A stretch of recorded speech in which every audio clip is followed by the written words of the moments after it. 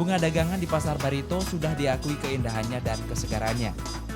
Tak heran pelanggan pasar ini beragam di segala lapisan masyarakat.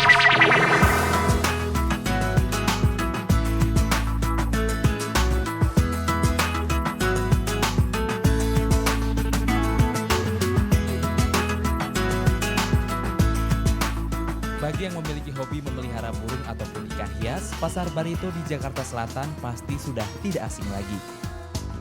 Ya, di tempat ini orang dapat memilih beraneka macam hewan peliharaan yang cantik. Ada burung, beragam jenis ikan hias,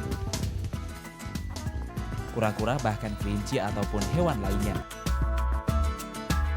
Tak cuma itu, pembeli juga akan dimudahkan dengan tersedianya perlengkapan penunjang.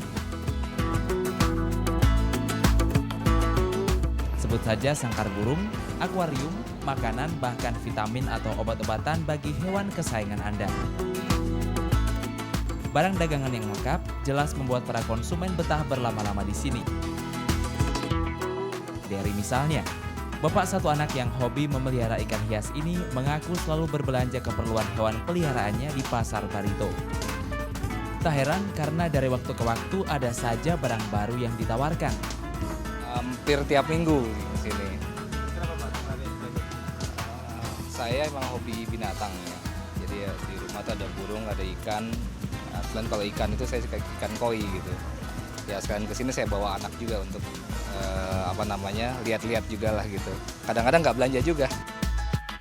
Sedikit bergeser dari pasar hewan peliharaan ini, ternyata ada juga deretan pedagang lain. Ya, bunga-bunga segar yang cantik dan beraneka warna. Pasar Bunga Barito konon sudah tersohor sejak puluhan tahun yang lalu. Konsumen bisa membeli bunga dan bentuk batangan atau rangkaian. Modelnya pun terserah selera. Dengan harga bersaing, Pasar Bunga Barito menawarkan bermacam-macam jenis karangan bunga untuk berbagai keperluan. Hajatan, ucapan selamat atau sebagai tanda duka cita. Bunga dagangan di Pasar Barito sudah diakui keindahannya dan kesegarannya. Tak heran pelanggan pasar ini beragam di segala lapisan masyarakat. Kalau kan di sini macam-macam dari atas ke bawah.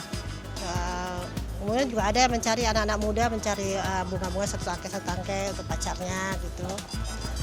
Untuk dekorasi rumah. Kadang-kadang banyak juga menteri-menteri yang di sini beli. Ada juga langganan dari Duta Besar Brunei.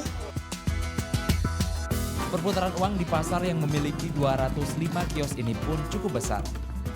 Omset setiap kiosnya berkisar antara Rp100.000 hingga Rp300.000 setiap harinya. Bahkan pada hari-hari libur akan lebih banyak uang masuk ke kocek para pedagang. Sayangnya kenyamanan para pedagang di Pasar Barito yang telah beroperasi sejak 1967 ini terusik dikala ada rencana penggusuran oleh pemerintah. Konon kios-kios ini akan direlokasi karena kawasan Barito akan dijadikan daerah resapan air. Jelas, para pedagang khawatir akan kehilangan para pelanggan bila harus direlokasi. Relokasi berarti mereka harus memulai bisnis dari nol.